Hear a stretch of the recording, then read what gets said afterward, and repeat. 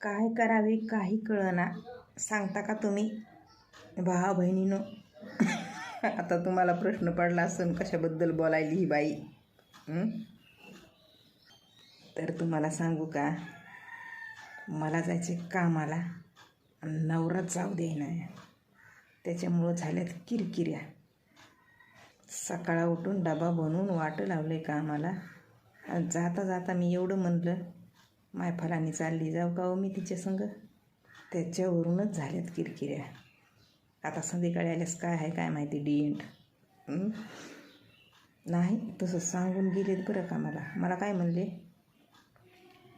उगच बसलेल्या गाण्या उठवू नको, गपचीप घरात आहे ते काम करायचं आणि घरातच बसायचं, म्हणजे हाय त्याच्यात समाधान मानायचं राहायचं, असं म्हणून गेले कामाला. आता मी पडे विचारात काय करू काय करू काय करू.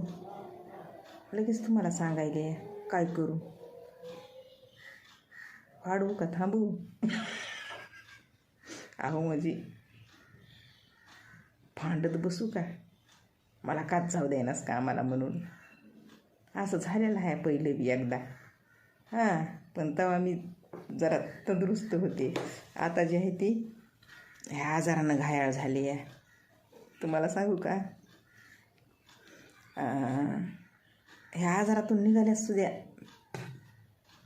म्हणजे मी पहिलं काम केलेलं आहे 1-2 वर्ष. 1-2 वर्ष काम केलेलं आहे, पण तेव्हाचा टाईम वेगळा होता. आता ह्या कोरोनापासून माझे आईवडील गेल्यापासून जरा माझ्यात लई चेंज झाला आहे, बदल झाला आहे. आजारी पडते, त्याच्यामुळं मला एवढं नाही ते करू देत. नाही तर पहिलं काम केलं आहे तेव्हा बी असेच भांडणं करूनच केलेलं आहे काम. तुम्हाला सांगू का, सुरुवातीला कामाला गेले, बाय संग गेले, 15 दिवसाचा पगार आला. मला व्हायले खुशी आनंद. माया स्वतःचे पैसे, माया कमाईचे पैसे म्हणून आली घरी पैसे घेऊन असे ठुले टेबलवर. आणि पोरं आले की पोरायला म्हणलं, झालं तुम्हाला काय आणायचं ते आणा खायला आणि खा. नवरा आलता कामावून, हातपाय धुवू लागला आणि हानीत जाऊन. मग तसं ऐकलं म्हणणं की लगेच मोठ्या आवाजात, त्यांचा बाप जिवंत आहे अजून मेला नाही, त्या पैशाला लावा काडी. थोडं 6 महिने झालं कामाला, 6 महिने झालं बोलणं बी नाही आमच्या नवरा बायकोचं. असं मग पैशाला बी हात लावला नाही. आलेला पगार तसाच अकाउंटमध्ये जमा, आलेला पगार तसाच अकाउंटमध्ये जमा. मग पोरीला फोन करायचा, मी बोलायचं. घरी तर काय कोणी धड बोललं ना मला. मग काय आलं आहे, पोरगी म्हणायची, आई तुला चांगलं वाटायलं ना बाहेर बाहेर व्हायले ना, तुला काम चांगलं म्हणजे करू वाटायले ना, करतो बिंदास. आणि तुझे पैसे नाही घेऊ दे ते ना, मी आहे मला दी, असं लागली म्हणाय. म्हणजे काहीतरी मला खुश करायली. मग काय केलं मी हे काम 1-2 वर्ष केलं बरं का. त्याच्यामध्ये 5-7 महिने झालं की पोरीला भेटायला गेले. तेव्हा तिकडं काही पैसे खर्चिले ते माझे. आणि एका तोळ्याची अंगठी केली मी सोन्याची. आणि अंगठी केली माझ्या वडिलाच्या हातात दिली घालायला. आणि पुन्हा मग तिथून आले आणि पुन्हा कामाला गेले. पुन्हा बी पैसे साचलेले बघा माझे. 1-2 लाख रुपये साचले होते पुन्हा मी 2-3 वर्षात, असं म्हणजे 2 वर्षात. तर ते बी लई कामाला आले. भाव आजारी पडला तेव्हा भावाला दिली, त्याच्या दुकानाला नवऱ्यानंच दिली की. मग बरं ते काम करीत करीतच माझ्या मायबापाचं तसं झालं म्हणून ते काम सुटलं माझं. पण आता काय झालं, पाठीमागं बरं काय 2-4 महिन्याखाली मी गेले होते मार्केटला तुरब्याला. तिकडून येताच त्याच कामावरली माझी जुनी मैत्रीण मला भेटली होती. तर बोलणं चालणं झालं, माय चांगली झालीस का, नादर आहेस का, मग तू बी तिथंच आहेस का, असं तसं. मग तिनं ते काम सोडलं म्हणली, मी बी सोडलं तिथलं काम, आता दुसरीकडे जाते दुसऱ्या कंपनीत, असं तसं झालं बोलणं आमचं. मग मला म्हणली, काय करणार आहेस घरी तरी बसून, चल माझ्यासंग. तर मग असंच आली घरी, विचारलं, फलानी भेटली होती मला म्हणाली की चल घरी, तरी तुला करमत नाही, काही नाही, एकटीच असतीस, बायामध्ये बाहेर मन लागतं, हे होतं ते होतं, असं गोष्टी चालल्या आमच्या. आणि तेव्हा विरोध केला, पण मी गेले. तेव्हा गेले, म्हणलं भेटून तरी येते, बघून तरी येते व म्हणलं. गेले, बघितलं तर तिथं सुपरवायझर आमच्या गावाकडंच निघाला, बीड जिल्ह्यातला. मग गेले बाई, सगळं झालं, पगार फिगार सगळं मस्त, 12-13 हजार रुपये पगार, ओव्हर टाईम काम असलं म्हणजे ऑर्डर असल्या तर थांबावं लागन. आणि दुसऱ्या दिवशी गेलो कामाला मी, घरात विरोध करून. तिथं गेल्यावर तिथं सांगितलं नव्हतं आम्ही, एकीला ओळखीत आहो म्हणून बी सांगितलं नव्हतं, फक्त लेडीज मी आणली या, एवढंच.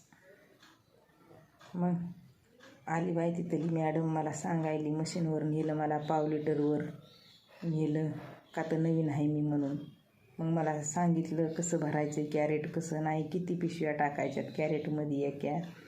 मी सगळं ऐकून घेतलं त्यांचं, ऐकून घेतलं, झालं काम झालं चालू की मग मी लावला माझा दणका. पहिलं काम केलेलं, 2 हातात 2-2, 4 पिशव्या एकदाच कॅरेटमध्ये, 4 उचलायच्या की एकदाच कॅरेटमध्ये. कशाला सासं त्यात पिशव्या, मशीन खाली, मशीन बराबर आपला हात चालवायले. सगळे हाऊलदीप. ती मॅडम मला काम शिकविणारी ना आधी मायापाशी, मॅडम तुम्ही काम केलंही वाटतं दुसरं पहिलं कुठंतरी. तर मग मी म्हणलं का हो, काय झालं, लई दिवस झालं त्याला, आता 2-4 वर्ष झालं. हो केलंय म्हणलं. तिथंच एक माझी विरोधक होती आणि तीच जास्त दिवसानं त्या कंपनीत होती. तिथं सांगणारच झाली की हिनं काम केलेलं आहे म्हणून. त्याच्यानं मी हो म्हणलं, लगेच म्हणलं हो मी केलं आहे. मग म्हणते मॅडम तुम्ही पहिलेच का नाही सांगितलं मला, माझ्याकडून सगळी माहिती घेतली, म्हणजे तिलाच काहीतरी वाटलं, हिला सगळी माहिती असून हिनं माझा कुडीला, असं काहीतरी वाटलं असेल. आता त्याच्यात मी म्हणलं मॅडम तुम्हाला कशाला उगाच वाईट वाटून घ्यायला तुम्ही, तुमचं काम आहे नवीन लेडीजला शिकवायचं, तेच तुम्ही केलं आणि मी तेच ऐकून घेतलं. पण मला तुम्ही सांगितलेलं जमत नाही, मी माझंच नाही, तुमचं छान आहे उलट, असं म्हणली बाई. पाव लिटरवरलं मला अर्ध्या लिटरवर टाकलं, पुन्हा अर्ध्या लिटरवर टाकलं, कमीत कमी 12 वाजेपर्यंत.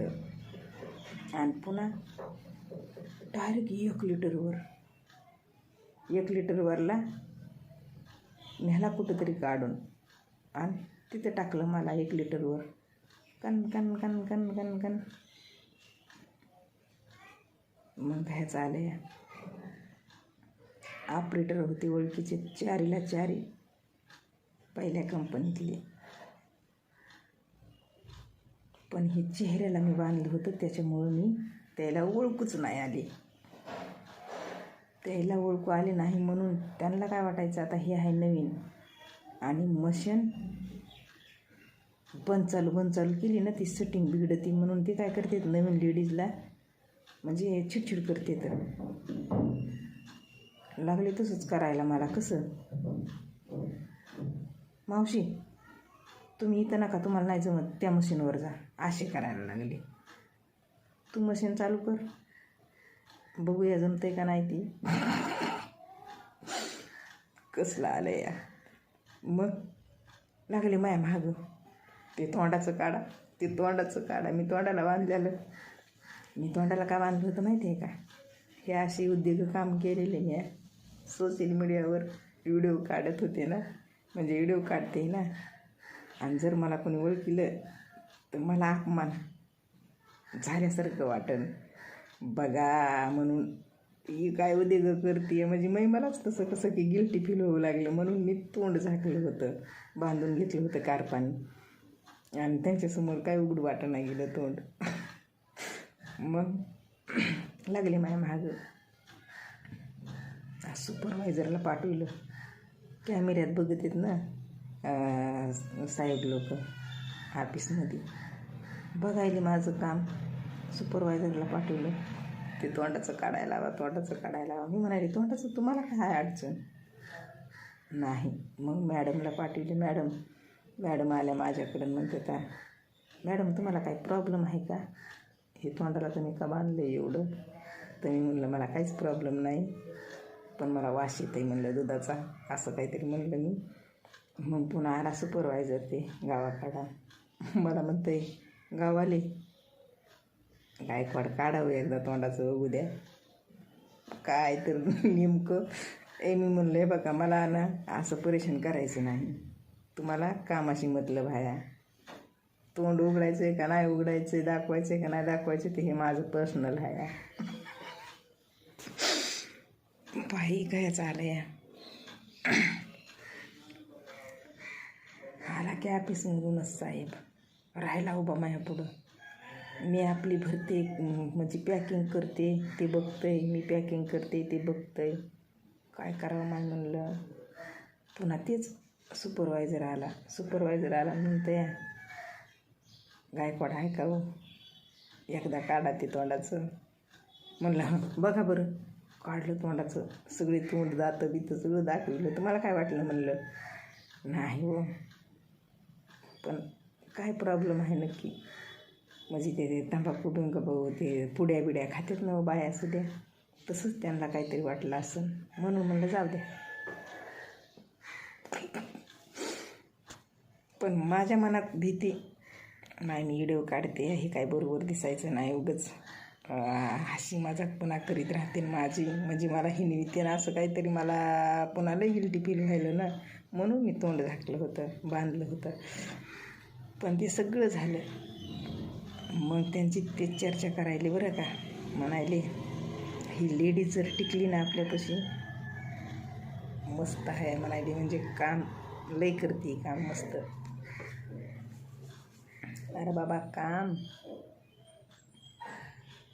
अशा 5-5 लिटरच्या बॅगा 12-12 कॅरेटच्या अशा थप्प्या लावलेल्या आहेत ह्या बाईनं. तुम्हाला काय माहिती आहे, असं माझ्या मनात चाललं बरं का. पण माहीत नाही काय झालं आणि काय नाही. की जेवणं बिवणं करून आला, मस्त मशीनपाशी जाऊन आपापल्या जाग्यावर बसला, सगळं झालं. आणि थोडा वेळ बसला आणि थोड्याच वेळात मला आकडी आली. कळलं का.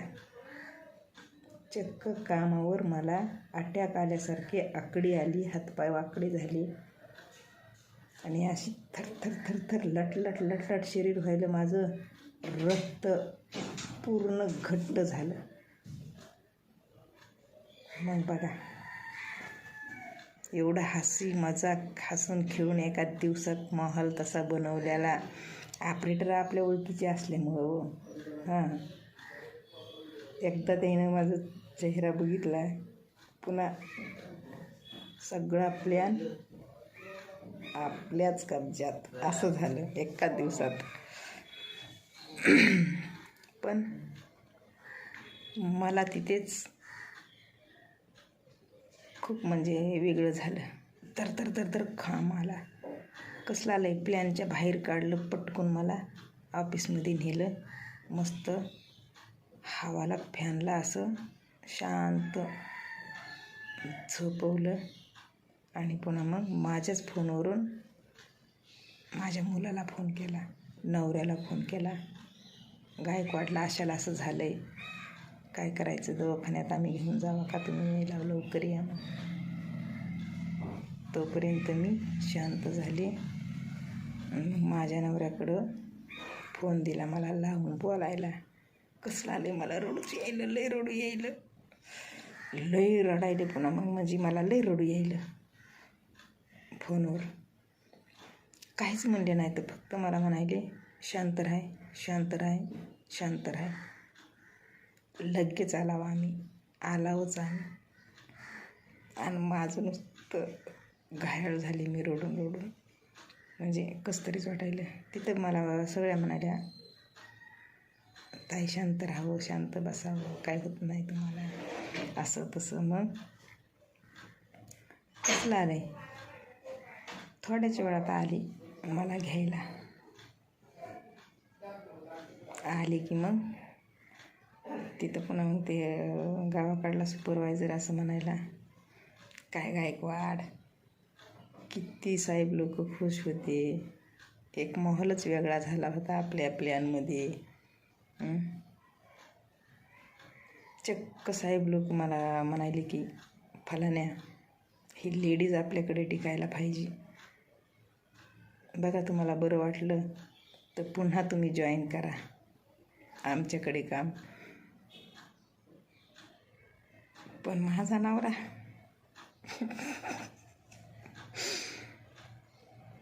कसला रे, पुन्हा घरी घेऊन आले, दवाखाना केला. पण मला ना 1.5 महिना सुधार घडला नाही. ते माझे हातपाय वाकडे झाले होते ना, ते अशा बोट बिट सगळं नसा म्हणजे सांधे सगळे असे, म्हणजे मला ना आपला मग असतं का पाण्याचा, ते मगसुद्धा उचलता येणं गेला हाताने. काय झालं तर माहिती नाही, गारव्यानं झालं का ते आजार आहे मला म्हणून झालं, सगळं रक्त घट्ट झालं माझ्या बॉडीतलं. लईच अवघड झालं होतं. म्हणजे लई वेळा वाचलेली आहे मी असल्या संकटातून, त्या दिवशी पण वाचले. पण आता माझा नवरा रिक्स घेत नाही बरं का, त्याच्यानं मला जाऊ देत नाही बाहेर कामाला. कळलं का? तर कामं लई कामं आहेत आपल्याला, पण अर्ध्यातली अर्धी खायची आणि घरात राहायचं, असं माझ्या नवऱ्याचं म्हणणं आहे. ते पण का तसं झालं, दवाखाना केला, कॅश 10,000 रुपये खिशात घेऊन यावं लागलं. मी महिनाभर काम केलं तर मला 13,000 रुपये माझा पगार, आणि जर ओव्हर टाईम केलं तर ते काहीतरी पैसे, म्हणजे असे 10-15,000 पगार पडला असता. पण एका दिवसातच म्हणा ना 10,000 रुपये खिशात घेऊन यावं लागलं माझ्या नवऱ्याला दवाखाना करायला. आणि त्याच्यावर पुन्हा मग कोर्स केला. हे हात जे आहेत ना, काहीच काम करीत नव्हते. हे बोट 1.5 महिना काहीच उचलायत नव्हतं ह्या बोटानं, ह्यानं काहीच नाही. तेव्हापासून तर लईच जपत आहे. घरातलं सुद्धा बघा, गोदडे गादडे हे असलं असते ना काम जड, अजिबात धुऊ देत नाही, अजिबात तसलं काही करू देत नाही. फक्त स्वयंपाक बनवायचा, झाड लोट, हे घरदार नीटनेटकं ठेवायचं, हे काम आहे मला. मग अशा नवऱ्यासोबत भांडण काय, कसं करायचं? आणि बरं आपलंच करून चांगलं तरी व्हायला पाहिजे ना, त्याच्यातून परिणाम वेगळाच निघायला आहे ते. सरळ म्हणते, बाई महिनाभर काम केलं तर तुला इतका पैसा भेटन, इतका पगार भेटन, पण तुला जर काय झालं ना तर माझी वाट लागन. आपलंच करून एका दिवसासाठी गेलीच कामाला, पण त्याच एका दिवसात 10,000 रुपये मला घालवावे लागले. तर काय मग तुमचं म्हणणं काय आहे? ऐकायला पाहिजे ना नवऱ्याचं. नाही हो, अशी इच्छा होती माझी, घरात बसून काय आहे एवढं, म्हणजे बाया प्रत्येक घरातली बाई कमवायली आहे, तसं मला पण जा वाटतंय, करू वाटतंय, पण काय करावं, नाही इलाज आहे. नवऱ्याचं तर ऐकावंच लागेल. मी चांगली असते नसतं नवऱ्याचं ऐकलं मी कारण की इथून मागं मी नाही ऐकलं, केलं की काम मी. हं? पण माझी तब्येत नाही बरोबर. हे गाल सगळा इकडं गेला होता सगळा. हे असं म्हणजे मालिश करून करून नालाय ठिकाण्यावर नाक वाकडं झालेलं अजून पण आहे. वयाच्या मानानं सगळं होतं या. तसं मग वयाच्या मानानं काही गोष्टी समजून पण घ्याव्या लागतात. बरोबर आहे का ना?